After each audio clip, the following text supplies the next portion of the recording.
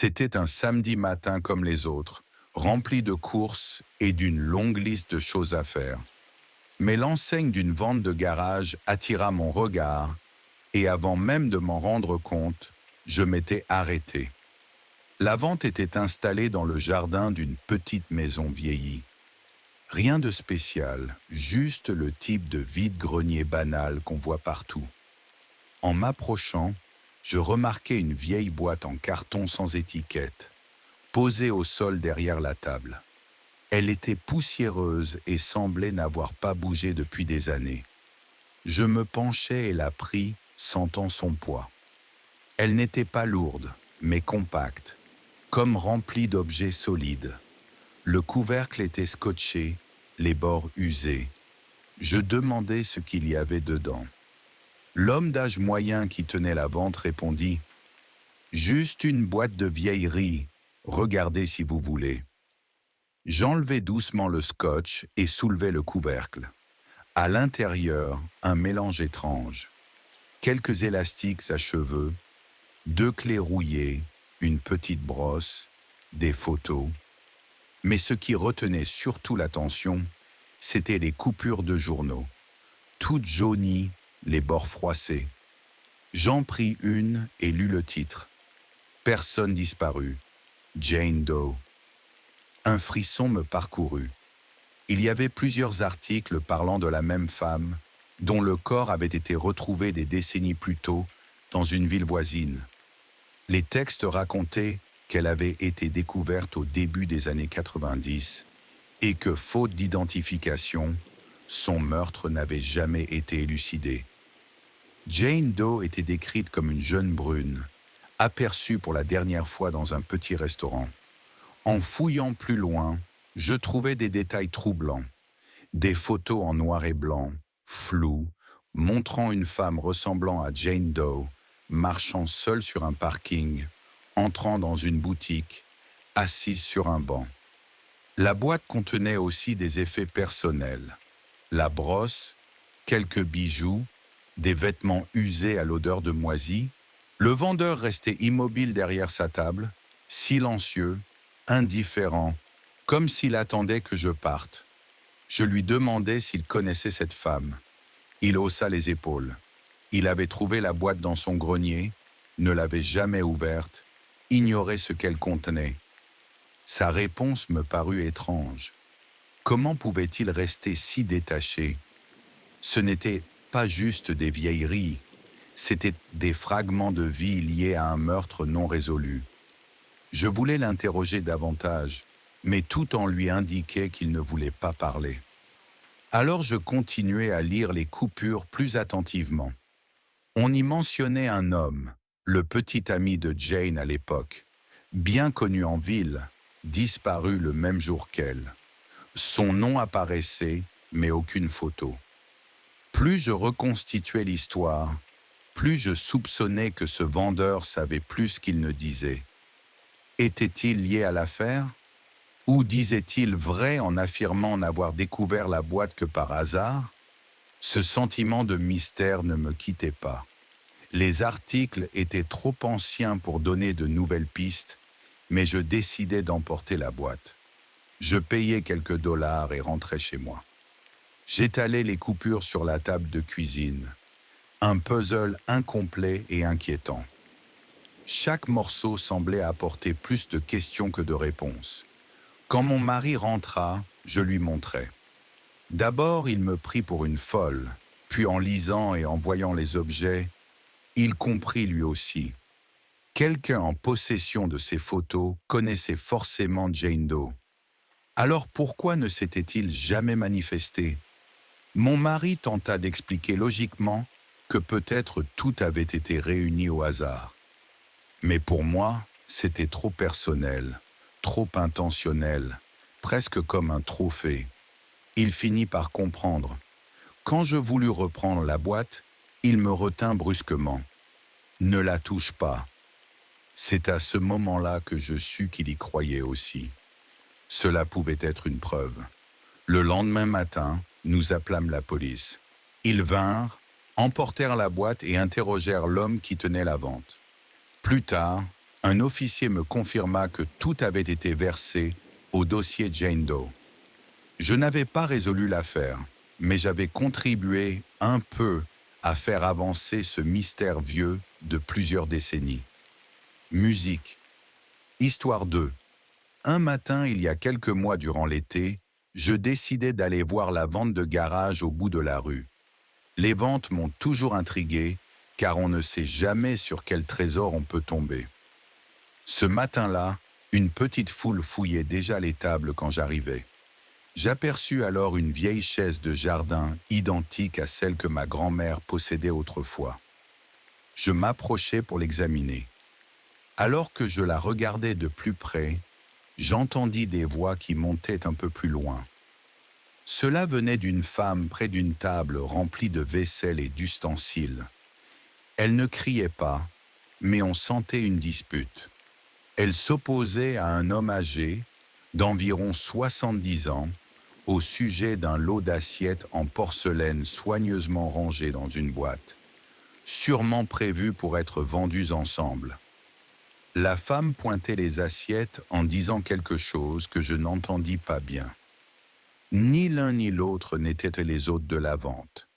Ils étaient juste venus chercher de bonnes affaires.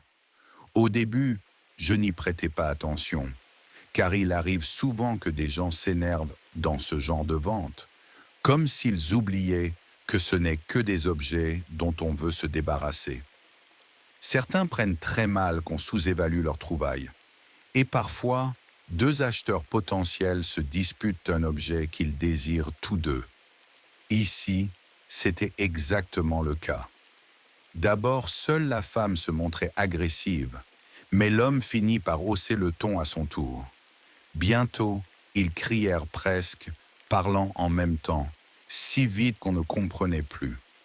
Je restai près de la chaise, écoutant plus que regardant, puis la curiosité me força à jeter un œil. D'autres firent pareil, un homme posa même le livre qu'il feuilletait pour observer. Le propriétaire de la vente s'approcha alors en disant « et calmez-vous !» Mais avant qu'il n'arrive, la femme saisit une des assiettes et la leva au-dessus de sa tête. Je crus qu'elle allait la briser pour empêcher l'autre de la voir. Mais à ce moment, l'homme bondit, plus grand qu'elle, et attrapa l'assiette avec aisance, cherchant à l'arracher de ses mains.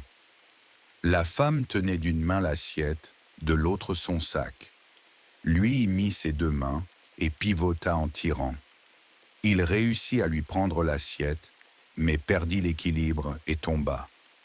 On entendit l'assiette éclater et l'homme poussa un long gémissement de douleur. Rien qu'au son, on comprit que c'était grave. Tout le monde resta figé, espérant que ce n'était pas aussi dramatique que ça en avait l'air. La femme se figea, le regardant allongé face contre terre, immobile.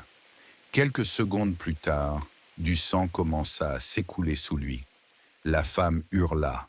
Les gens accoururent pour l'aider, lui disant de ne pas bouger et appelant à l'aide. Quelqu'un appela le 911. Mais la femme qui s'était disputée avec lui restait figée, répétant sans cesse « Mon Dieu, mon Dieu ». Ceux qui s'étaient précipités pour aider retournèrent l'homme afin d'arrêter le saignement. C'est alors que tout le monde vit un grand éclat de porcelaine planté dans son ventre. La femme éclata en sanglots pendant qu'on tentait de comprimer la plaie. L'homme respirait lourdement, les yeux grands ouverts. Heureusement, les secours arrivèrent de vite, suivis de la police. Quand l'ambulance emmena l'homme, les agents commencèrent à prendre nos témoignages. Je n'avais pas grand-chose à dire. J'étais juste venu acheter une chaise de jardin, pas assister à une tragédie. La femme pleurait sans s'arrêter. Je ne pensais pas que c'était entièrement sa faute. Tout ressemblait à un terrible accident. Mais à ce moment-là, elle se blâmait clairement, et certains dans la foule aussi. Les policiers l'accompagnèrent chez elle pour continuer à l'interroger. En rentrant, je n'arrivais pas à effacer l'image de cet homme couché au sol, fixant le ciel avec un regard d'une peur immense. la plus grande que j'ai jamais vue. Je ne pouvais imaginer ce qui lui traversait l'esprit, ni ce que ressentit la femme en apprenant qu'il était mort. Je l'appris par mon voisin le lendemain. Quand je lui dis que j'étais présent, il me demanda ce qui s'était passé. Je lui expliquai qu'ils s'étaient comportés comme des enfants, se battant pour un morceau de porcelaine. Il demanda si la femme l'avait poussé.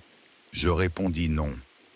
L'homme avait tiré si fort sur l'assiette qu'il avait perdu l'équilibre et tourné sur lui-même. Il me sembla que la femme avait commencé, mais je n'avais entendu que sa voix. Peut-être que l'homme avait soufflé une remarque avant. Cela paraissait une faute partagée. Mais au final, une vie perdue, une vie brisée. Aucun des deux ne méritait cela. Finalement, la famille de l'homme ne porta pas plainte. Pourtant, la femme quitta la ville peu après. Officiellement innocente, elle resta pourtant désignée comme responsable dans les murmures. Les regards, les mots chuchotés finirent par la pousser à partir. Pour moi, c'est fou qu'une simple dispute dans une vente de garage puisse tourner ainsi au drame. Un instant, c'était un beau jour ordinaire, et l'instant d'après, un homme était mort. Musique. Histoire 3. Il y a quelques années, j'organisais moi-même une vente de garage. Mon garage débordait de vieilleries. Vieux meubles, cartons de livres, vêtements trop petits. Je décidais de faire de la place et peut-être de gagner un peu d'argent. Vers 10 heures ce dimanche-là, mon allée était couverte de tables pleines d'objets. Les voisins passaient, demandaient les prix, négociaient parfois, payaient avec des billets froissés. La plupart souriaient, discutaient un peu, puis repartaient. À la fin de la matinée, des inconnus commencèrent aussi à s'arrêter en marchant ou en conduisant. Plus il y avait de monde, plus la vente attirait. Vers 11h30, le passage était important et les ventes allaient bien. C'est alors que je remarquai un homme traînant près de la table d'outils, prenant une clé, un marteau, les tournant dans ses mains. Il portait un t-shirt gris délavé, un jean, une casquette des Dodgers. Rien d'extraordinaire, mais ses yeux qui furetaient partout me mirent mal à l'aise. Pensant qu'il cherchait l'organisateur, je m'approchai pour me présenter. Il dit s'intéresser aux outils et demanda si j'en avais d'autres, mais sa voix était plate, presque mécanique. Je lui indiquai une boîte au fond de l'allée. Il hocha la tête et s'y dirigea lentement. Vers midi, la foule se clairsema. J'étais fatigué et prêt à ranger. Et je revis l'homme à la casquette. Cela voulait dire qu'il rôdait depuis près d'une heure sans rien acheter. Il marchait en bordure de l'allée, repassant devant les tables comme s'il n'avait rien vu. Mais ses yeux n'étaient plus sur les objets, ils étaient sur moi. Je fis semblant de l'ignorer, annonçai que je rangeais et servis les derniers clients. Une femme demanda une lampe, un ado acheta des DVD. Mais tout le temps, je le surveillais. Quand tout le monde partit, sauf lui, je commençai à tout remballer. Je lui dis que la vente était terminée. Il ne partit pas. Il resta planté, les mains dans les poches. Je me dis qu'il était juste bizarre, inoffensif. Mais mon angoisse montait. Je rangeais quelques boîtes dans le garage, le gardant dans mon champ de vision. Quand je me retournai, il s'était rapproché, maintenant au milieu de l'allée. Il parla encore des outils, mais ce n'était plus vraiment une question. Je lui dis que ce n'était plus à vendre. Il hocha la tête, mais resta. Il prit un marteau et le fit tourner dans ses mains. Ma gorge se serra. Je lui ordonnai de le poser, de partir. Il me fixa, indécis. Puis soudain, il se jeta sur moi. Je reculai, trébuchant au bord de l'allée. Il leva le marteau. Je me retournai pour fuir, mais il m'attrapa le bras. Je me dégageai, tombai sur une boîte derrière moi, pleine de livres. En rampant, Mes mains rencontrèrent un objet lourd, une clé anglaise. Je la brandis et frappai sans réfléchir. Le métal heurta son épaule dans un bruit sourd. Il recula, le visage tordu de douleur et de rage. Je n'attendis pas. Je courus dans la maison, claquai la porte, la verrouillai, le dos contre le bois. Silence, puis des pas s'éloignant dans le gravier. Je regardais par les stores. Il avait disparu. J'appelai la police, la voix tremblante. Ils arrivèrent vite. Je leur montrai la clé et le marteau au sol. Ils prirent ma déposition, mais jamais ils ne le retrouvèrent. L'homme qui avait transformé une vente tranquille en cauchemar s'était volatilisé. Les semaines passèrent. Chaque bruit de voiture, chaque coup à la porte me glaçait. Je cessai d'organiser des ventes. Je n'ouvris plus jamais le garage. Je guettais les étrangers, hanté par son regard, par sa main serrant le marteau. Je ne pouvais m'empêcher de penser qu'il reviendrait. La police me dit de rester vigilante, de signaler toute chose suspecte. Mais il n'y eut rien.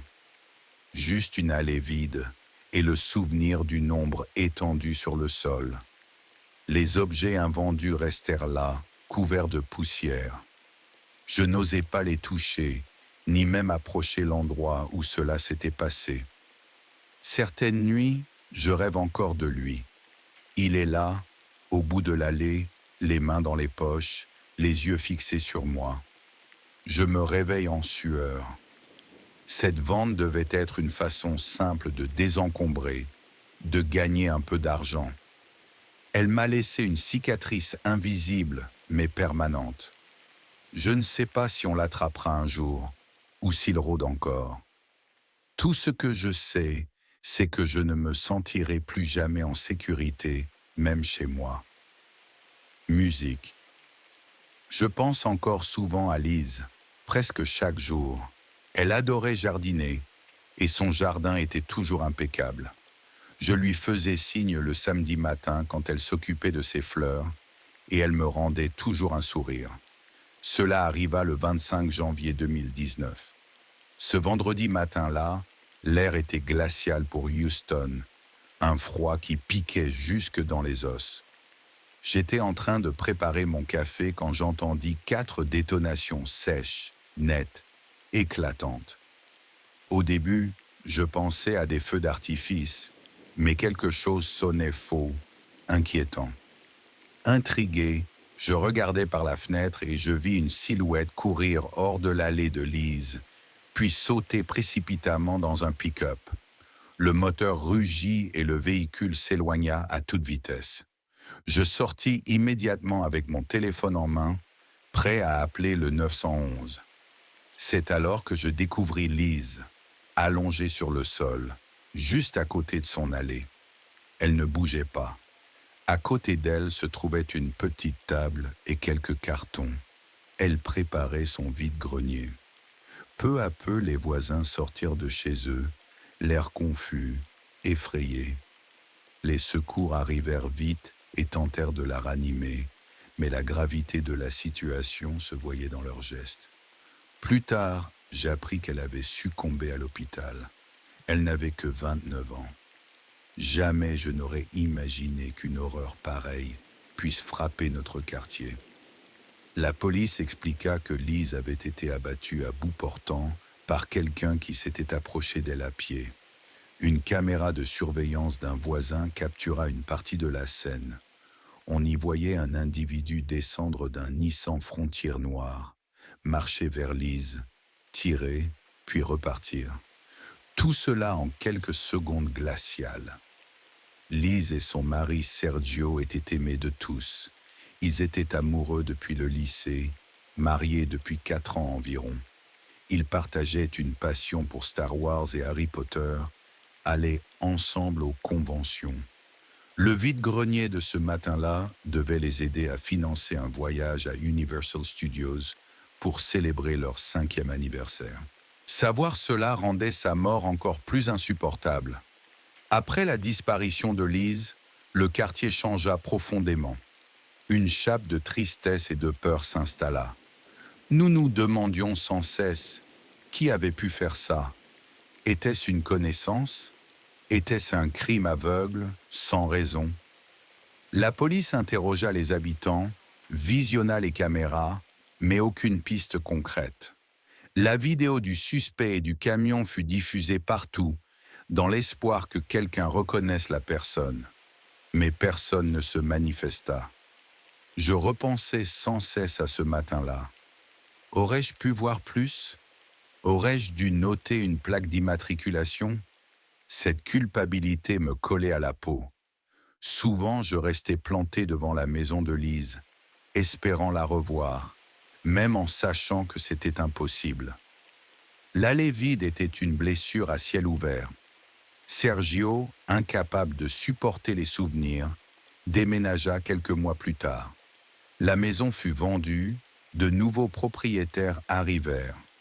Ils étaient aimables, mais pour moi ce sera toujours la maison de Lise. Des années ont passé et l'affaire demeure irrésolue. Parfois, les journaux locaux ressortent son histoire pour raviver la mémoire collective. La récompense promise à qui apporterait des informations a augmenté, mais aucun indice n'est venu. C'est révoltant de savoir que l'assassin est encore en liberté. J'ai rejoint un groupe local qui soutient les enquêtes non résolues. Nous organisons des événements, distribuons des tracts, gardons vivantes les affaires comme celle de Lise. Ce n'est pas grand-chose, mais au moins, j'ai l'impression d'agir. Elle et sa famille méritent justice. Chaque année, à la date de sa mort, je dépose des roses jaunes devant son allée, sa couleur préférée. D'autres voisins font de même. C'est notre façon silencieuse de dire que nous ne l'oublions pas. Parfois, la nuit, je regarde dehors en me demandant si la vérité n'est pas plus proche qu'on ne le croit. Est-ce qu'un témoin se tait par peur? Est-ce que le meurtrier vit encore tout près d'ici? L'incertitude est devenue un fardeau lourd à porter. La mort de Lise m'a appris que la vie est fragile, que l'horreur surgit parfois sans explication. Mais j'ai aussi vu la solidarité. Dans l'épreuve, nous avons appris à prendre soin les uns des autres avec plus de sérieux. Nous accordons davantage de valeur aux petits moments de la vie. Moi, je ressens toujours le manque de Lise, son sourire, sa douceur.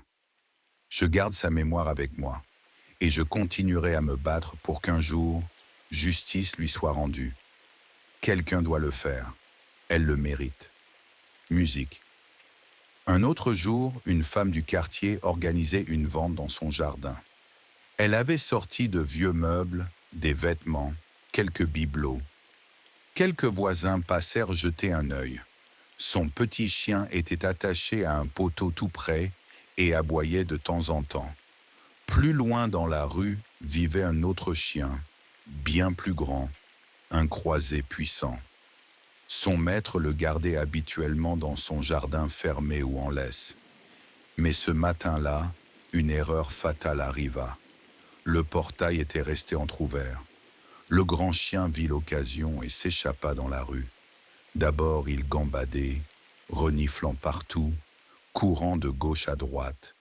Mais en apercevant la foule rassemblée autour des tables, son comportement changea. Sa queue battait, puis son aboiement devint rauque, agressif. Ses yeux se fixèrent sur le groupe et il fonça. Les gens commencèrent à reculer. Un petit garçon lâcha le jouet qu'il tenait et se réfugia en criant dans les bras de sa mère. Le chien bondit sur une table, renversant une pile de livres et brisant de la vaisselle. La propriétaire cria « Va-t'en !» Mais l'animal n'obéit pas. Il attrapa une peluche et la déchiqueta.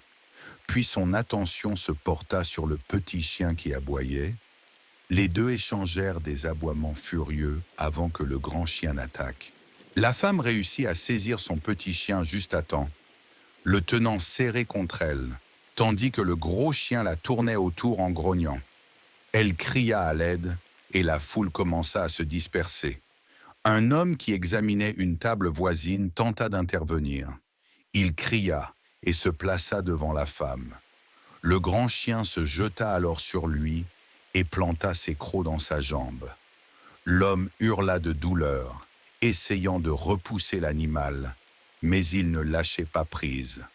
L'homme tomba au sol, donnant des coups de pied désespérés. Un autre voisin lança une chaise pliante, sans succès.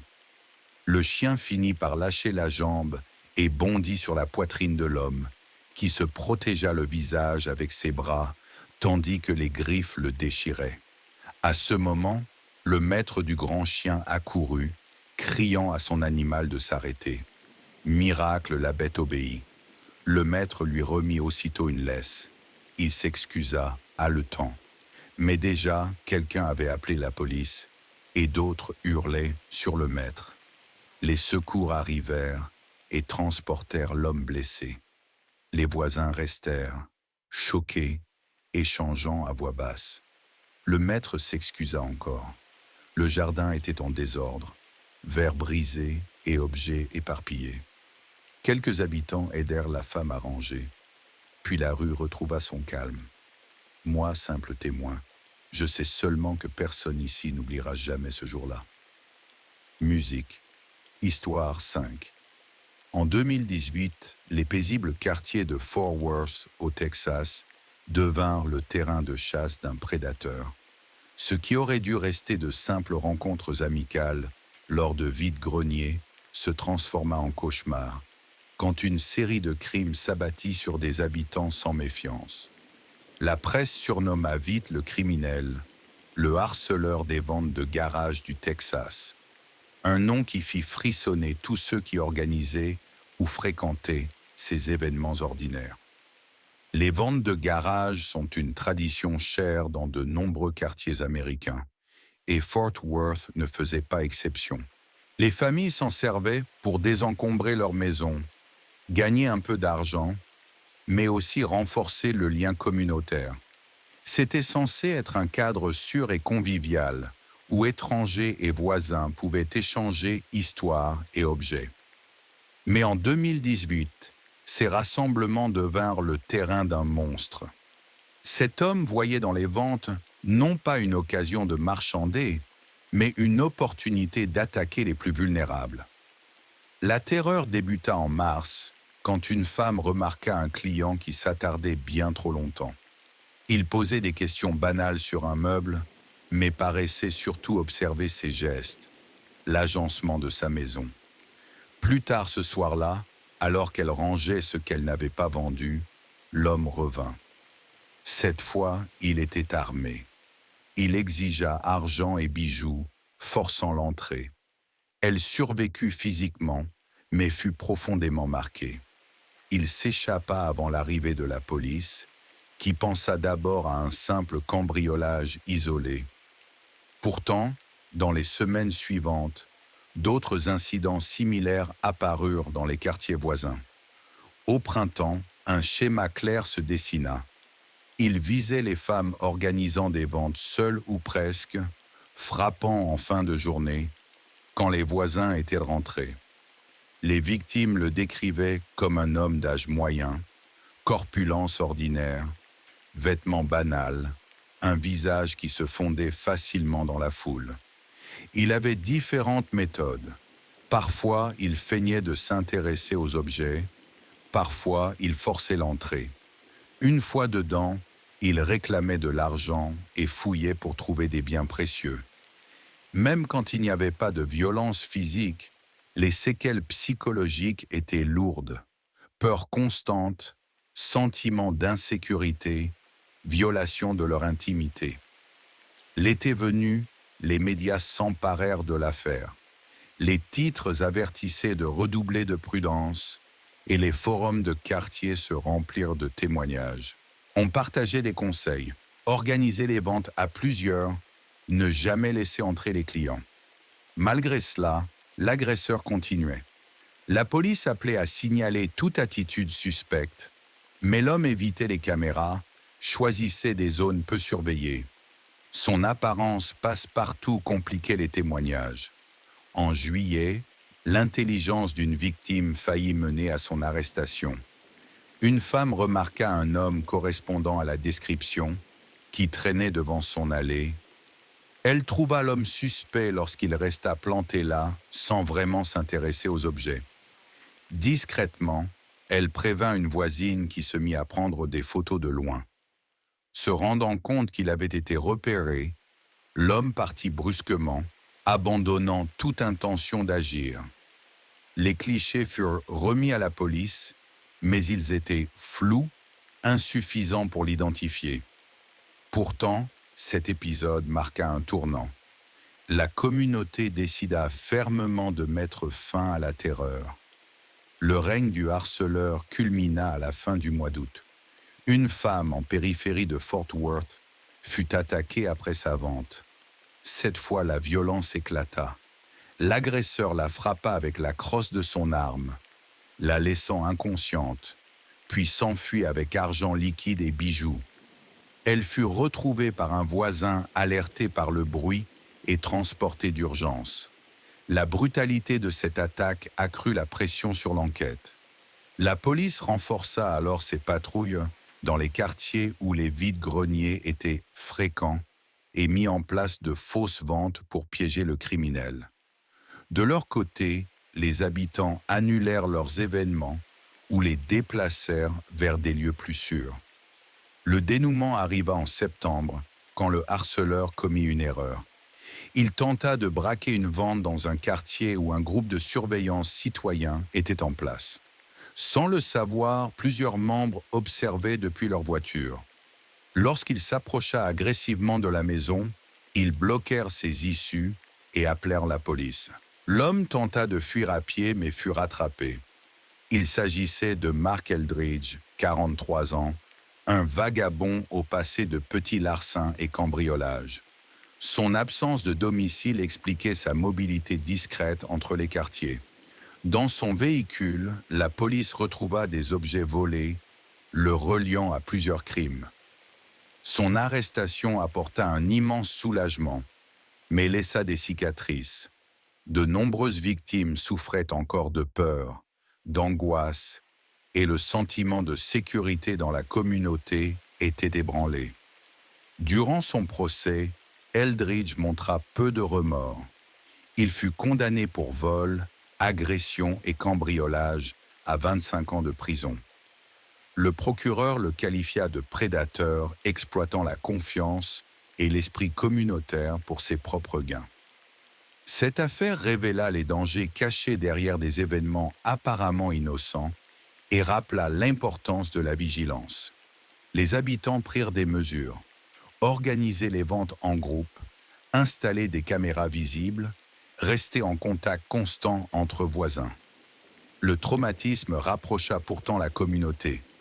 Des voisins autrefois étrangers s'unirent pour ne plus jamais laisser personne seul face au danger. Musique, Histoire 6. La petite ville pittoresque de Dyersburg, Tennessee, au bord du Mississippi, est le genre d'endroit où tout le monde se connaît, où la vie semble paisible. Mais en 2015, elle attira l'attention nationale à cause de la disparition, puis du meurtre de Karen Swift, mère de 4 enfants âgés de 44 ans. Ce qui avait commencé comme une journée ordinaire ponctuée d'un vide-grenier se termina en tragédie, laissant derrière elle une énigme toujours non résolue. Le 30 octobre 2015, Karen organisait une vente devant sa maison. Connue pour sa personnalité vive et son implication dans la communauté, elle accueillit de nombreux visiteurs, voisins et connaissances. Pour elle, c'était à la fois l'occasion de désencombrer son foyer et de tisser du lien. Le soir, elle alla à une fête d'Halloween avec des amis. En rentrant, elle parla brièvement avec David, son mari dont elle était en instance de divorce, mais avec qui elle partageait encore la maison, afin de s'occuper de leurs enfants. Leur relation était cordiale, mais tendue. Aux premières heures du 31 octobre, Karen disparut. Sa voiture, un Nissan Murano blanc de 2004, fut retrouvée sur une route de campagne, pneus crevés Effet personnel laissé à l'intérieur, mais aucune trace d'elle. Les autorités lancèrent immédiatement des recherches. Amis, famille, bénévoles fouillèrent bois, champs, rivières. L'inquiétude gagna toute la communauté. Avait-elle été enlevée par quelqu'un rencontré à la vente? Était-ce lié à son mari ou un inconnu? Le 10 décembre 2015, le drame se confirma. Son corps en décomposition fut découvert près d'un cimetière, à quelques kilomètres de chez elle. Cachée sous des branchages, elle avait reçu un violent coup à la tête. L'autopsie confirma qu'elle avait été assassinée. Les enquêteurs étudièrent de nombreuses pistes. Son mariage était en crise. Elle venait de demander le divorce, espérant un nouveau départ. Des proches évoquèrent des disputes domestiques. David Swift, bien qu'il niât toute implication et collabora, resta longtemps une personne d'intérêt. D'autres hypothèses virent le jour. Un inconnu croisé à la vente, une connaissance mal intentionnée, une rencontre en ligne. Rien de concluant. Les mois devinrent années. L'enquête piétina, sans preuve ni témoins supplémentaires. La famille et les amis de Karen, dévastés, continuèrent à réclamer justice. Ses enfants durent grandir avec cette absence et ce mystère. Des commémorations furent organisées, des appels à témoins diffusés. Les questions demeurent. Qui a tué Karen Swift? Était-ce prémédité? Ses pneus crevés étaient-ils un piège? Le lien avec le vide-grenier n'a jamais été confirmé, mais la coïncidence interroge. Aujourd'hui encore, l'affaire reste l'une des plus troublantes du Tennessee. Pour la communauté de Dyersburg, la perte de Karen est une cicatrice toujours vive. On se souvient de son énergie, de son amour pour ses enfants, et l'attente de réponses continue. Musique.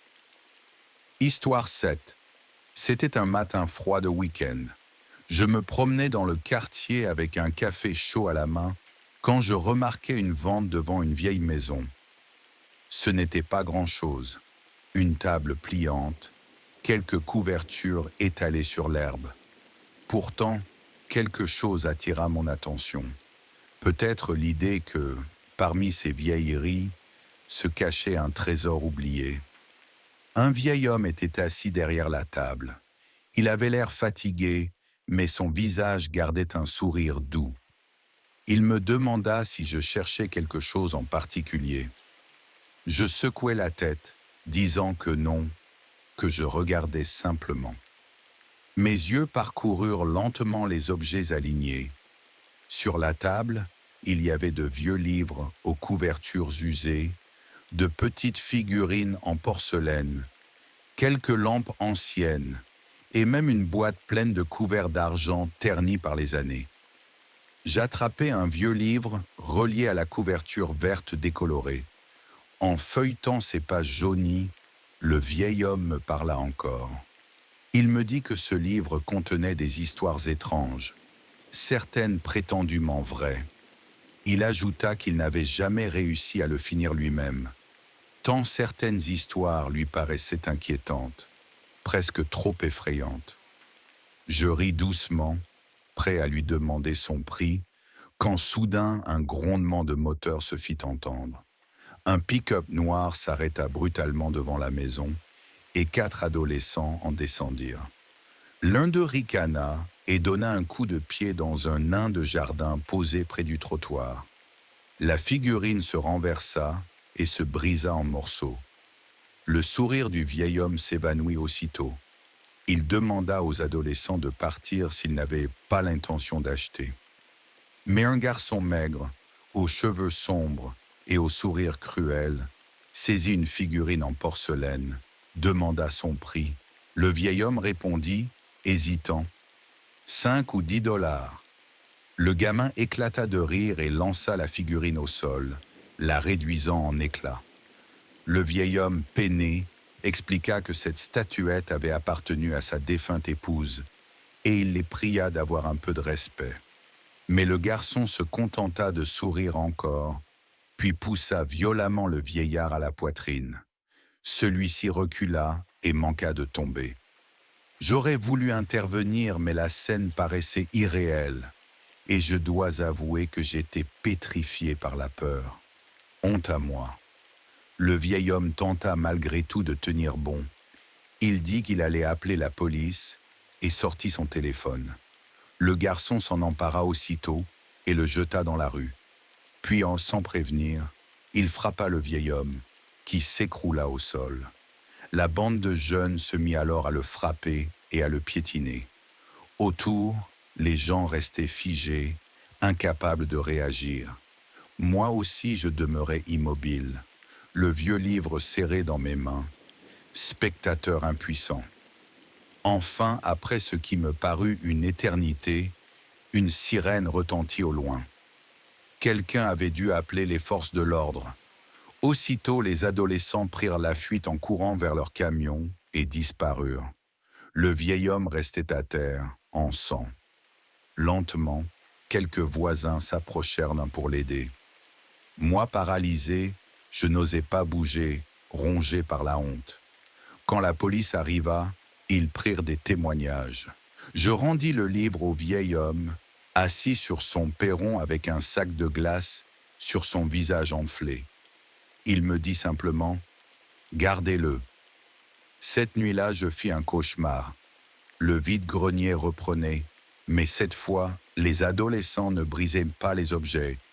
Ils me brisaient moi. Et le vieil homme, debout à côté, se contentait de sourire comme si tout cela devait arriver. Musique. Histoire 8. Un jour, j'avais décidé d'aller voir quelques ventes dans le quartier, sans objectif précis, juste pour voir s'il y avait quelque chose d'intéressant. Après en avoir visité plusieurs, je pensais rentrer chez moi, quand je remarquai sous une table une vieille boîte métallique. Intrigué, je demandai à la dame qui tenait la vente combien elle voulait pour la boîte. Elle répondit que cette boîte appartenait à son oncle et qu'elle ignorait totalement ce qu'il y avait dedans. Puis, après une seconde de réflexion, elle dit « 5 $. Je payai et portai la boîte jusqu'à ma voiture. En la tenant, j'eus l'impression de sentir une légère vibration, comme un bourdonnement discret. Je me dis que ce n'était que mon imagination et je rentrai chez moi, impatient de découvrir son contenu. Dans ma cuisine, j'ouvris la boîte. À l'intérieur se trouvait une petite sphère métallique. Elle était tiède au toucher et l'air autour semblait lourd. Un symbole étrange était gravé dessus, inconnu pour moi.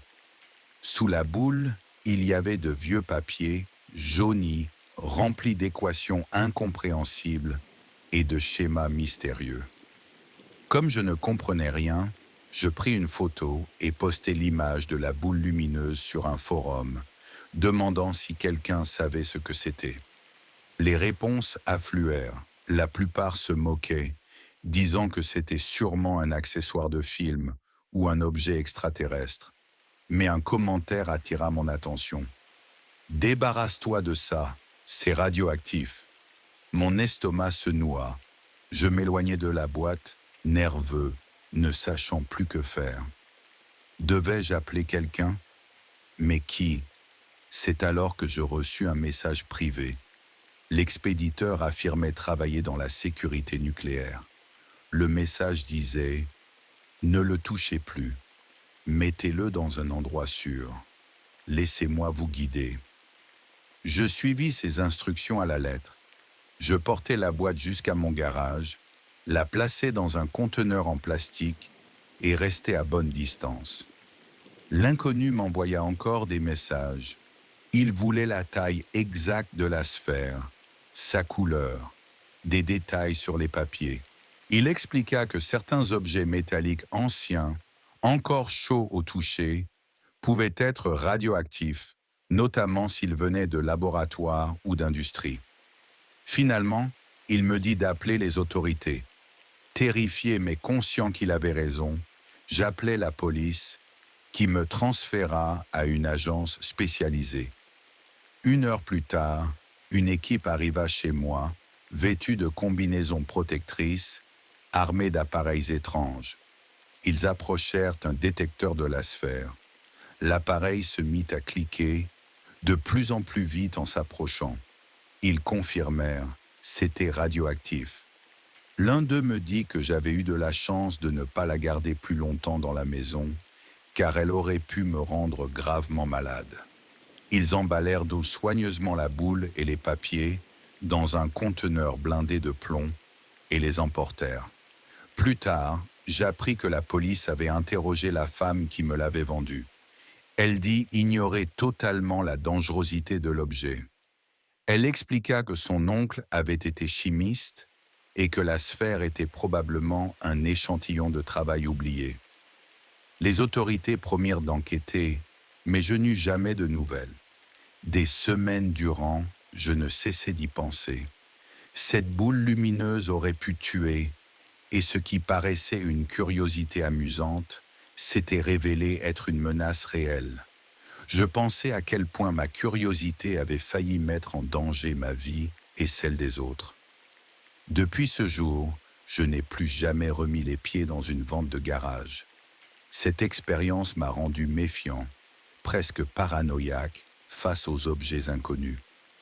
Chaque fois que j'en vois un, une voix en moi me dit désormais « Réfléchis-y 2 fois avant de l'acheter ». Musique, Histoire 9. Au début de 2013, je travaillais pour une grande société d'études de marché à New York. J'y étais depuis 6 ans, heureux, confiant dans mon avenir professionnel. Mais un matin, tout bascula. C'était un mercredi. Réveillé à 6h15, j'avais suivi ma routine habituelle, puis descendu au parking de mon immeuble. Il y avait là une douzaine de voitures. En approchant de la mienne, je vis une silhouette adossée au mur, juste près de mon capot. C'était un jeune homme, dans la vingtaine, casquette vissée sur la tête, capuche relevée. En avançant, je remarquai qu'il me fixait sans détour. Je soutins son regard, prudent, sans être agressif. Arrivé à ma voiture, je lui demandai calmement s'il avait besoin d'aide. Il me répondit d'un ton sec « Personne peut t'aider, frère ». Je pensais qu'il voulait simplement jouer au dur. Je décidai de ne pas relever, montai dans ma voiture et commençai à reculer. Tout le temps, il restait planté là, un grand sourire moqueur collé au visage, comme si sa petite réplique était une victoire. Sur le trajet vers le travail, je fus coupé et insulté par d'autres conducteurs une dizaine de fois. La journée démarrait mal, mais au bureau, les réunions me firent vite oublier le gaz à la capuche. Ce n'est que plus tard dans l'après-midi que je repensais à lui, en me disant qu'il cherchait peut-être à voler une voiture. Je n'imaginais pas que ce serait moi qui vivrais la suite. Le soir, en rentrant, je ne vis aucune vitre cassée, aucun dégât. Je crus que nous avions échappé à un vol. Mais en arrivant à mon étage, je compris, ou plutôt, je sentis. Une odeur nauséabonde emplissait le couloir. Et là, devant ma porte, une horreur. Quelqu'un avait déféqué dessus. Pas un simple excrément, mais une diarrhée liquide, projetée avec une force incroyable. Les éclaboussures couvraient la porte. Je restai un instant figé, incrédule, avant que l'odeur immonde ne me prenne à la gorge. J'étouffai un haut-le-cœur, reculai et descendis appeler en urgence une société de nettoyage ainsi que la gestion de l'immeuble pour récupérer les enregistrements des caméras. Toutes les entrées et les couloirs étaient équipés de caméras. C'était d'ailleurs une des raisons pour lesquelles j'avais choisi cet immeuble. Les démarches furent rapides. Après le passage des nettoyeurs, que je payais généreusement vu l'urgence, je pus enfin entrer chez moi vers 21h30. Je fis du café, allumai mon ordinateur et me connectai au dossier Dropbox où la gestion avait déjà mis les vidéos de surveillance de la journée. Il me fallut un bon moment avant d'arriver à la portion exacte des enregistrements. Mais finalement, en début d'après-midi, une silhouette encapuchonnée apparut à l'entrée principale de l'immeuble. Cet individu portait, lui aussi, la fameuse combinaison casquette de baseball plus sweat à capuche, exactement comme celui que j'avais aperçu plus tôt sur le parking. Mais cette fois, il y avait une différence frappante. En plus de sa tenue, il arborait un gilet fluorescent, comme ceux utilisés par les livreurs ou les ouvriers de voirie, et il tenait à la main un paquet rectangulaire. Tout naturellement, mon esprit chercha une explication logique. Je pensais qu'il s'agissait d'un livreur, d'un simple employé chargé de déposer un colis. Je m'attendais à le voir monter quelques marches, poser le carton devant une porte, puis repartir aussitôt, indifférent. Mais ce n'est pas ce qu'il fit. Au lieu de cela, l'homme se dirigea directement vers mon appartement. Il déposa le paquet au sol, prit une pause de quelques secondes comme pour s'assurer qu'il n'était pas observé, puis, à ma stupéfaction, il baissa son pantalon et se mit à déféquer sur ma porte d'entrée. La scène était tellement absurde que j'eus du mal à comprendre ce que mes yeux voyaient réellement. Une fois terminé, il ne fit même pas le geste élémentaire de s'essuyer. Comme si de rien n'était, il remonta calmement son pantalon, reprit une posture neutre et quitta l'immeuble avec une tranquillité presque inquiétante, comme s'il venait d'accomplir une tâche banale et quotidienne. Je restais figé devant l'écran, incapable de croire ce que je voyais. C'était pourtant là, en plein jour, filmé par la caméra. Et le détail le plus troublant, cet homme n'était pas le même que celui que j'avais croisé le matin. J'en étais presque certain à 90%. Sa silhouette était plus grande, plus large, plus imposante. Tout me poussait à croire que les deux étaient liés, que ce n'était pas une coïncidence. Mais pourquoi? Pourquoi moi? Quel était le but de cette mise en scène humiliante et sordide? J'appelai immédiatement la police. Leur réaction fut consternante. Aucune aide réelle, aucune urgence perçue.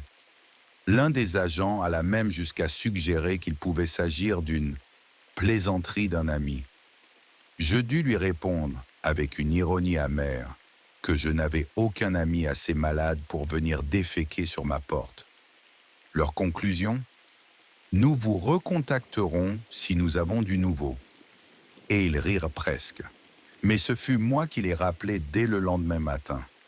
Car à l'aube, lorsque je descendis comme chaque jour au parking, je découvris ma voiture en piteux état. Vitres brisées, carrosserie éventrée, intérieur saccagé. Un spectacle de désolation. Je téléphonai au travail. Mon patron, compréhensif, me donna la journée pour m'occuper de cette catastrophe. Je contactai une nouvelle fois la police, cette fois un autre service, mais la réponse fut tout aussi décevante. Ils acceptèrent de regarder les vidéos que je pouvais fournir, mais comme tous ces individus étaient masqués ou encapuchonnés, je savais déjà que cela ne mènerait à rien. Même envoyer les fichiers fut une corvée, tant j'étais découragé. Au fil de la journée, une pensée s'imposa avec une évidence terrifiante.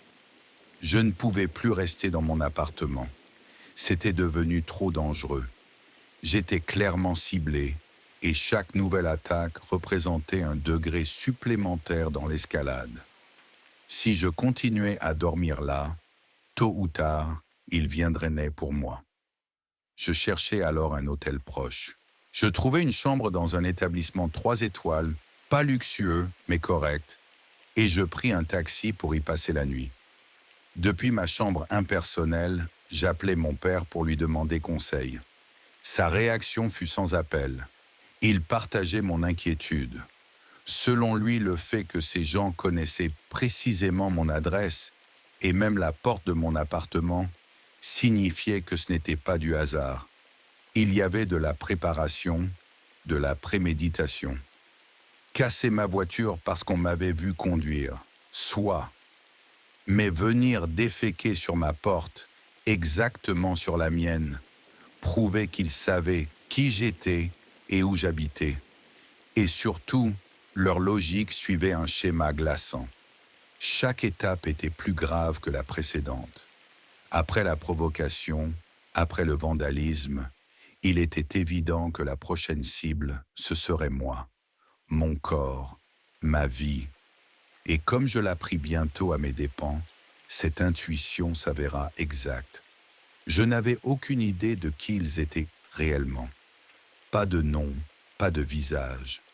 Peut-être un gang, des frères, des cousins, de simples amis unis par une haine gratuite. Et tout cela, pensais-je en boucle, était parti d'un simple échange de regards dans un parking. Comment une confrontation si banale avait-elle pu déclencher une telle spirale de violence? Peu après, j'appris jusqu'où ils étaient prêts à aller, car un soir, de retour à mon appartement pour récupérer quelques affaires, je découvris la porte pendante à ses gonds et un voisin livide qui me regardait comme s'il avait vu un fantôme. À l'intérieur, l'enfer. Ma douche détruite, le cadre de mon lit pulvérisé, ma cuisine transformée en champ de ruines, éclats de verre et de porcelaine partout, mes tableaux lacérés, mon téléviseur et mon ordinateur en miettes. Mais le pire, ce fut mon aquarium renversé, mes poissons morts sur le sol. Ce détail, plus que tout le reste, me brisa le cœur. On pouvait détruire mes affaires, mais massacrer des êtres vivants innocents, cela dépassait toutes les limites. De retour à l'hôtel, 1 heure plus tard, 2 réalités s'imposèrent. J'allais devoir appeler les flics pour la 3e fois en 3 jours. Je n'avais pas d'autre choix que de chercher un nouveau logement. Mais une question me rongeait plus encore que tout le reste. Pourquoi? Pourquoi moi? Qu'est-ce qui justifiait une telle vendetta? Était-ce seulement un hasard? Était-ce une punition pour un malentendu? Était-ce un délire de personnes droguées? Ou bien une campagne orchestrée pour me briser psychologiquement? Et à ce moment-là, je n'avais encore rien vu. Le pire était à venir. Ce qui me frappa d'abord, c'est que la source n'était pas vraiment anonyme. Pas totalement en tout cas. Odin, avec ses talents d'informaticien hors pair, avait réussi à percer le voile et à identifier l'origine du message. Et il paraissait presque ravi de partager avec moi ses découvertes, comme s'il attendait ce moment depuis longtemps. D'après ce qu'il m'expliqua, la grande majorité des publications sur des sites comme Dogsbean étaient anonymes, rédigées à travers des navigateurs sécurisés et impossibles à retracer. Le Dark Web, ou Deep Web comme il l'appelait, fonctionnait justement sur ce principe. Invisibilité et absence de traces. Pourtant, Odin avait décidé de fouiller, de creuser avec obstination pour savoir qui m'en voulait, au point de détruire ma vie. Il avait commencé par taper mon nom sur Google. Rien d'anormal ne ressortait. Ensuite, il avait vérifié les accusations mentionnées dans le post. Là encore, il découvrit que tout n'était qu'un tissu de mensonges savamment orchestré. Rien n'était réel, pas de condamnation, pas d'histoire sordide, simplement une invention visant à me salir. Alors, il changea de stratégie. Il rechercha les personnes qui récemment avaient quitté la société d'études de marché où je travaillais. En examinant leur profil, il tomba sur un individu en particulier. Quelqu'un qui, selon lui, connaissait parfaitement les navigateurs spécialisés comme Tor. « Il faut en être un pour en reconnaître un », me dit-il. Ce type avait même un blog accessible depuis le web classique. Et là, détail frappant, son style d'écriture ressemblait étrangement à celui du texte publié sur Dogsbean, presque mot pour mot. Quand Odin me révéla cela, je crus devenir fou. J'étais à bout de nerfs et je le suppliais presque de me donner un nom. Et lorsqu'il finit par me le dire, ce fut comme une révélation, une pièce manquante du puzzle qui tombait enfin en place. Je reconnus immédiatement ce nom. C'était celui d'un ancien collègue dont j'avais moi-même évalué le travail. Une évaluation qui avait contribué à son licenciement. Je préférais ne pas répéter son nom, ne pas doxer le doxeur, comme dit Odin. Mais je savais qui c'était. Cet homme avait été négligent, paresseux, mal habillé, toujours en retard. Mais sous cette apparence médiocre, il cachait des compétences en informatique et une rancune tenace. Apprenant que j'étais en partie responsable de son renvoi, il décida de m'anéantir. Je me souviens de ce moment comme si c'était hier.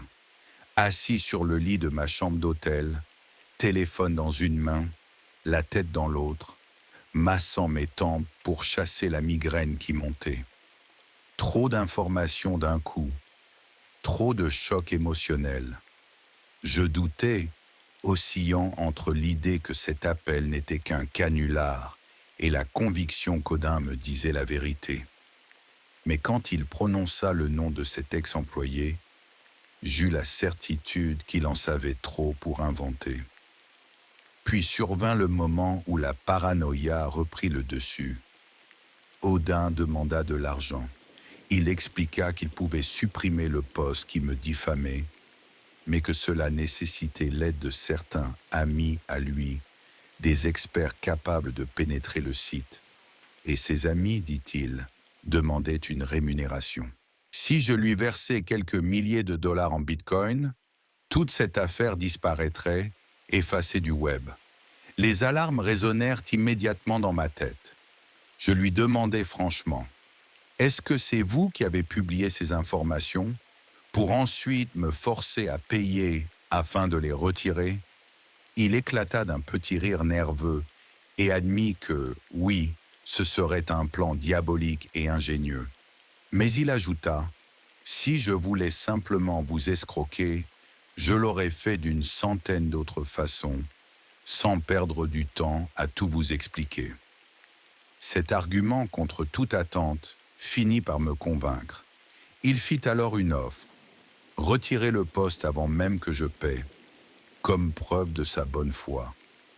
10 jours passèrent ainsi, Odin me contactant chaque jour pour s'assurer que rien de nouveau n'était arrivé, me rappelant implicitement que je lui devais de l'argent, mais aussi me rassurant. Petit à petit, je remarquai que les incidents s'arrêtaient. Pas de nouvelles attaques, pas de nouveaux messages de haine. Et le 10e jour, soulagé, je convertis la somme en bitcoin et la lui envoyai. Il m'appela ensuite pour me remercier brièvement. Mais c'est moi qui, paradoxalement, le remerciais le plus. Quand je tentais de le rappeler quelques minutes plus tard pour lui demander si je pourrais un jour recourir à ses services, je tombais sur un numéro désactivé. Odin avait disparu. Les jours suivants, la paranoïa me rongea de nouveau. Et si c'était lui, depuis le début? Et si tout cela n'avait été qu'une manipulation pour me dépouiller? Je décidai alors de vérifier. Grâce à une connaissance en ressources humaines, je récupérai le numéro de l'ancien employé. Un après-midi, je l'appelai depuis l'hôtel, en prenant une voix chaleureuse et cordiale. Je lui dis que j'étais désolé pour son licenciement, que j'avais entendu parler d'opportunités dans une autre société et que je pourrais le recommander. Il parut surpris, mais pas effrayé. Nous parlâmes poliment, presque comme si nous étions 2 anciens collègues en bons termes. Et puis, juste avant de raccrocher, je lâchai « Je sais ce que tu as fait ». Silence. Pas d'étonnement, pas de protestation, pas même un « De quoi parlez-vous » Rien. Simplement un silence lourd, coupable, suivi d'un clic sec. Il avait raccroché. Ce silence en disait plus que des aveux. Il confirma tout. Oui, c'était bien lui. Oui, Odin n'avait pas menti. Oui, j'avais été victime d'une vendetta numérique orchestrée par un homme que j'avais humilié professionnellement. Finalement, il s'en sortit sans conséquences judiciaires. Mais moi, j'eus enfin une réponse. Et c'était cela, plus que tout, dont j'avais besoin. Comprendre, mettre un visage sur ma terreur, relier les points. Je quittais New York, quittais même la côte Est et changeais totalement de domaine professionnel. Aujourd'hui, je vis plus sereinement, mais marqué à vie. Plus jamais je ne publierai d'informations personnelles en ligne. Je sais désormais que le monde numérique cache des prédateurs invisibles, prêts à bondir sur la moindre faille. Histoire 10. Mon intérêt pour le dark web naquit lors de ma deuxième année d'université. Dans le cadre d'un module sur la cybersécurité, un professeur évoqua ce mystérieux pan caché de l'Internet. Il en parlait comme d'un territoire quasi mythologique, une zone obscure que peu d'individus osaient explorer ou comprenaient réellement. Intrigué, je me mis à lire des articles, à regarder des vidéos. Certaines étaient sensationnalistes, parlant de crimes et de trafic, d'autres plus techniques, abordant la structure et les protocoles. J'étais fasciné par l'idée de ce vaste réseau invisible, tapi sous la surface de notre web quotidien. Je ne vais pas mentir, une partie de moi était curieuse du côté sombre de ce que l'on racontait sur les marchés noirs, les forums interdits. Mais ce n'était pas là mon objectif principal. Moi, je voulais comprendre le mécanisme, la technologie, l'architecture sous-jacente. Quelle place ce web de l'ombre pouvait-il avoir dans l'avenir d'Internet? Y accéder s'avéra plus simple que je ne l'imaginais.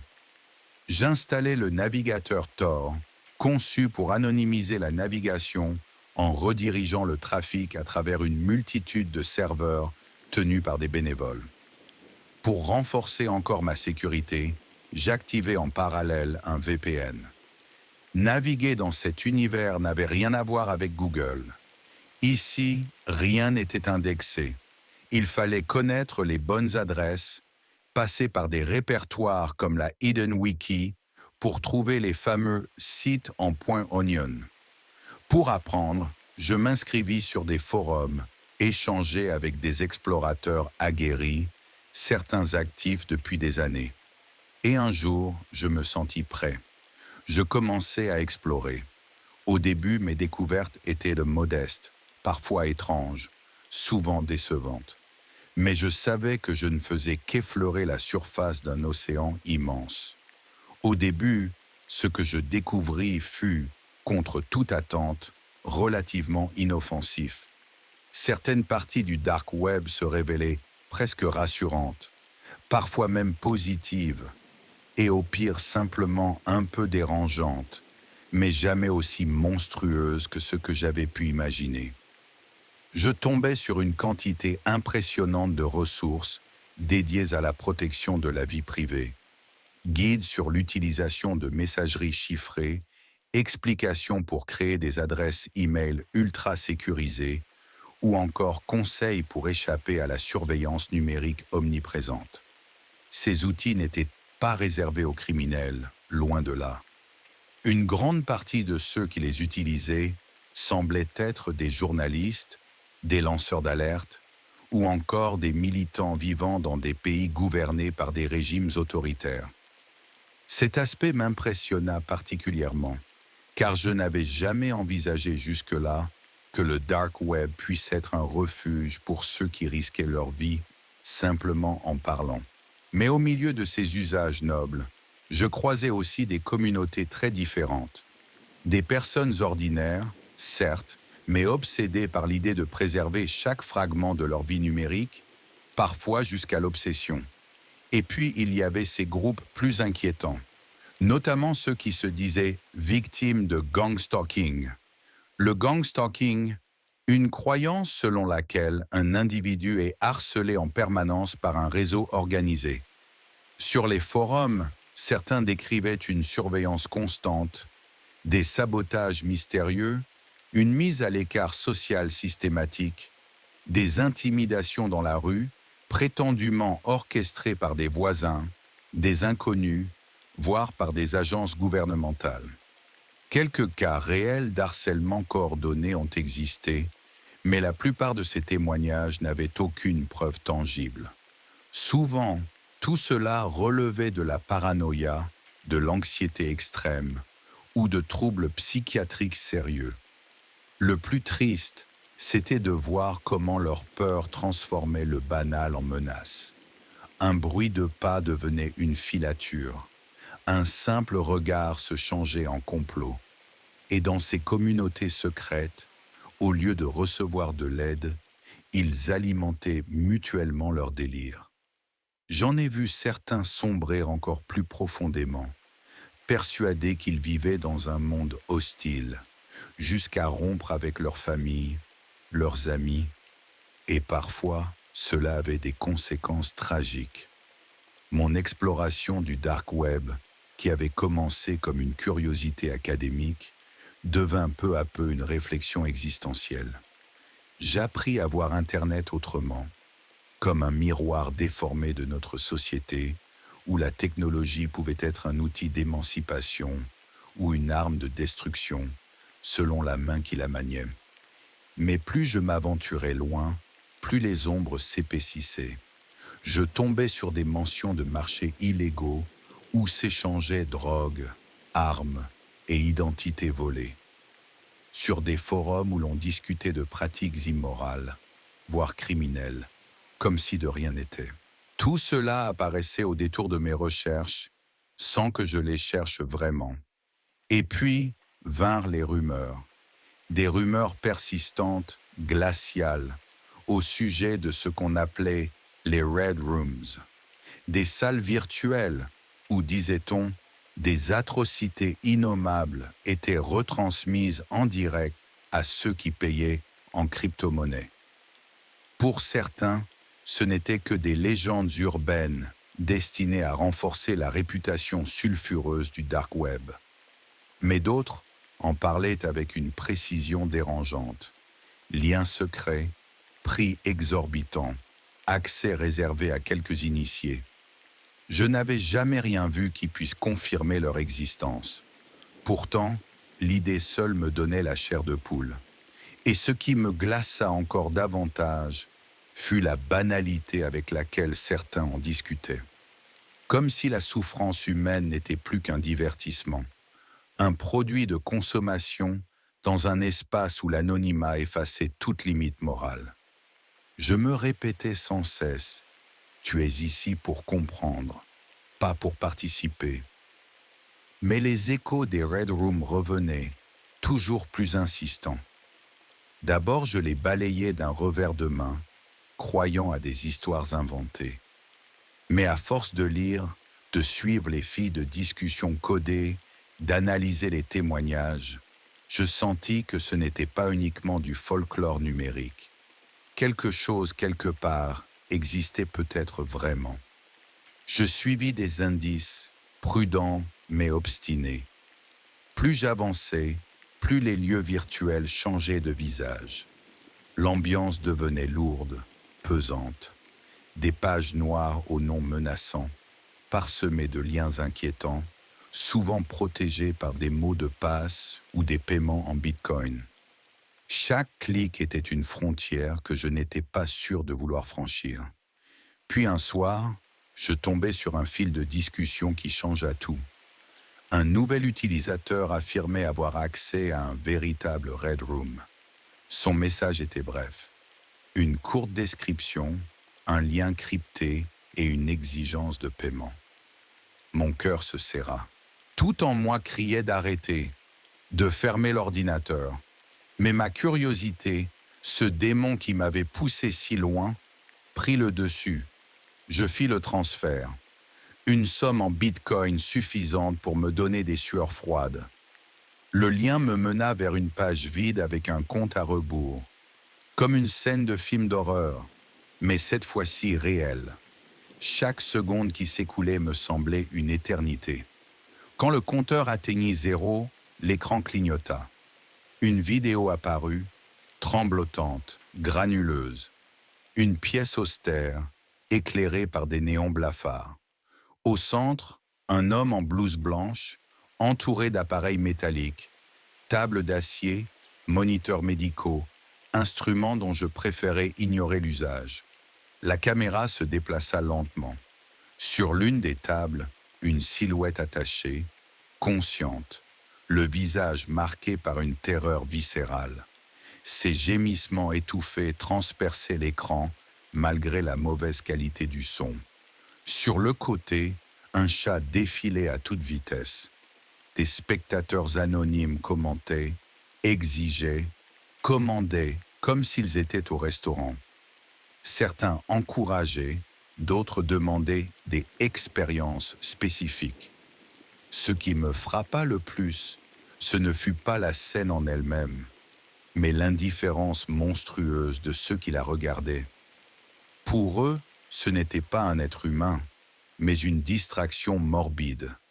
Puis commencèrent les expériences. Injections, décharges électriques, manipulations atroces. La victime se tordait, hurlait dans son bâillon, tandis que le public applaudissait virtuellement, réclamant toujours plus. C'était de la cruauté brute, mise en scène comme une démonstration scientifique. Je ne sais pas combien de temps je regardais avant de claquer mon ordinateur fermé. Mon corps tremblait.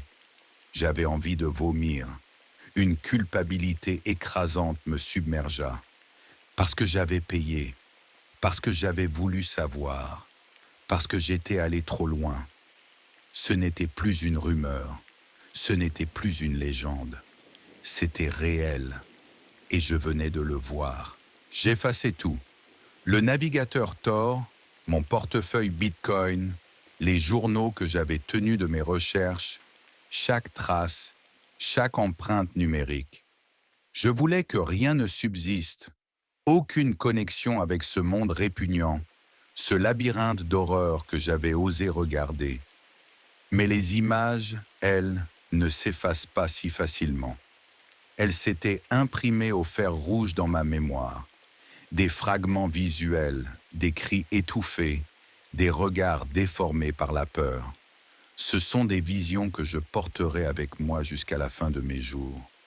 Des souvenirs que je ne pourrai jamais entièrement enterrer. Et je suppose que c'est un fardeau que je devrais porter seul, une croix invisible qui me rappellera toujours à quel point la curiosité peut être dangereuse. Le dark web. Beaucoup en parlent comme d'un mythe, mais je peux vous assurer que ce n'est rien d'autre qu'un puits obscur, une fosse sans fond où prolifèrent les instincts les plus sordides de l'humanité. Et pourtant, c'est là que je travaille. On m'appelle un white hat, un hacker éthique, un de ces bons pirates payés pour plonger dans la boue, détruire des marchés immondes, cartographier les réseaux criminels et surtout faire jaillir une lueur de vérité dans cet océan de ténèbres. La plupart de mes journées se passent devant mes écrans. La lumière de mes moniteurs est souvent la seule qui éclaire mon petit appartement encombré. Mes doigts courent sur le clavier, traversant des couches d'anonymat, brisant des pare-feux que d'autres croyaient inviolables. C'est mon quotidien, un travail qui n'a rien de glamour, mais qui exige des nerfs d'acier. Et il faut l'avouer, je suis foutrement doué pour ça. J'ai vu des choses qu'aucun être humain ne devrait voir.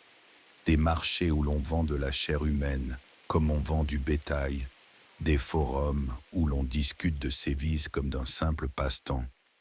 Des horreurs sans nom, mais parmi toutes ces affaires, une en particulier m'a marqué. Elle a commencé comme une simple routine, un balayage habituel, et elle a fini par me hanter comme un cauchemar éveillé. Ce jour-là, je tombais sur un site profondément enfoui dans les entrailles du web, une vitrine glaciale, professionnelle, presque élégante, dans son horreur. Contrairement aux autres marchés dégoulinants de vulgarité, celui-ci respirait la maîtrise.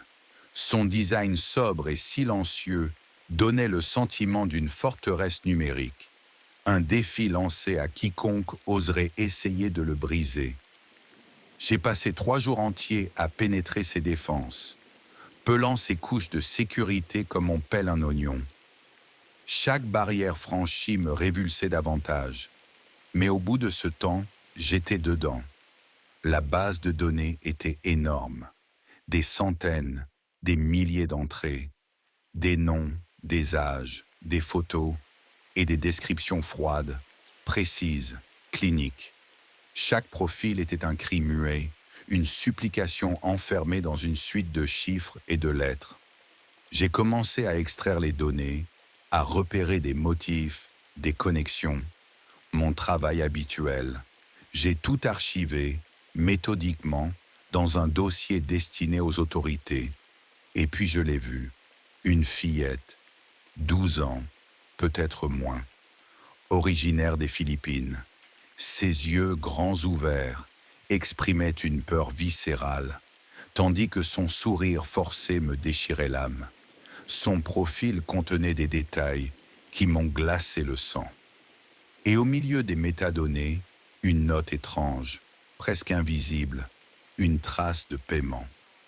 Mais ce n'était pas un acheteur, c'était un lien direct vers sa famille. J'ai lancé des recherches tous azimuts, recoupement avec les bases de données de personnes disparues, les réseaux sociaux, les articles de presse locale. Le fil était mince, mais il existait. Elle avait disparu il y a quelques mois, vue pour la dernière fois dans son petit village. La presse locale en avait à peine parlé. Ses parents, eux, n'avaient jamais signalé sa disparition. Au contraire, leur vie semblait s'être transformée du jour au lendemain. Sur Facebook, des photos d'eux devant une maison flambant neuve, des publications triomphantes parlant de bénédiction, des vêtements coûteux, des fêtes somptueuses. Toujours souriant, radieux, trop radieux. Les pièces du puzzle s'emboîtèrent. Une vérité ignoble. Ils l'avaient vendue, leur propre chair et leur propre sang, livrés à des monstres pour s'acheter un meilleur confort. Je me souviens être resté devant mon écran, paralysé, la bile au bord des lèvres. Ce n'était pas seulement le marché qui m'écœurait, mais cette trahison intime, ce calcul froid qui avait transformé une enfant en marchandise. Je m'étais toujours efforcé de rester professionnel, détaché. Mais cette fois, impossible. Son image me hantait. Elle n'était plus une simple donnée dans un fichier. Elle était une petite fille jetée comme un déchet, trahie par ceux qui auraient dû la protéger. J'ai fouillé plus loin. Compte bancaire, messages privés. Chaque transaction racontait une histoire. L'argent était arrivé exactement au moment de sa disparition. Puis vinrent les dépenses, toujours plus luxueuses. Le verdict était sans appel. Il prospérait grâce à son malheur. La colère monta en moi. Moi qui d'ordinaire ne jugeais pas, je sentis une rage brûlante. Leur sourire me hantait autant que les yeux de la fillette. Comment pouvait-il festoyer alors qu'elle souffrait quelque part? Je construisis un dossier solide, suffisamment documenté pour que les autorités puissent démanteler ce réseau. Mais cela ne me suffisait pas. L'idée que ses parents puissent dormir tranquillement, entourés de luxe, me révoltait. Une nuit, je pris ma décision. Je leur envoyai un email, anonyme, introuvable. Dedans, quelques photos de leur fille issue du marché, floutée pour préserver sa dignité, mais parfaitement reconnaissable. Aucun mot, juste des images. Je voulais qu'ils se souviennent, qu'ils comprennent, qu'ils ne puissent jamais oublier. Quelques jours plus tard, le marché avait disparu, effacé du dark web. Les autorités avaient désormais de quoi lancer des poursuites. Mais son visage, lui, resta imprimé dans ma mémoire comme une présence fantomatique. J'aime à croire qu'elle a survécu, que mon travail lui a donné une chance de liberté. Mais au fond, je sais, le dark web n'abandonne pas facilement ses victimes. Alors je continue, encore et encore, détruire un monstre à la fois. Parce que si moi je ne le fais pas, qui le fera? Voilà pourquoi je partage cette histoire. Pas pour choquer, pas pour effrayer, mais pour rappeler que le danger est réel. Ce n'est pas une légende. Le dark web existe, il respire, il grandit dans l'ombre. Et seuls ceux qui osent y plonger peuvent arracher un peu de lumière à cette obscurité.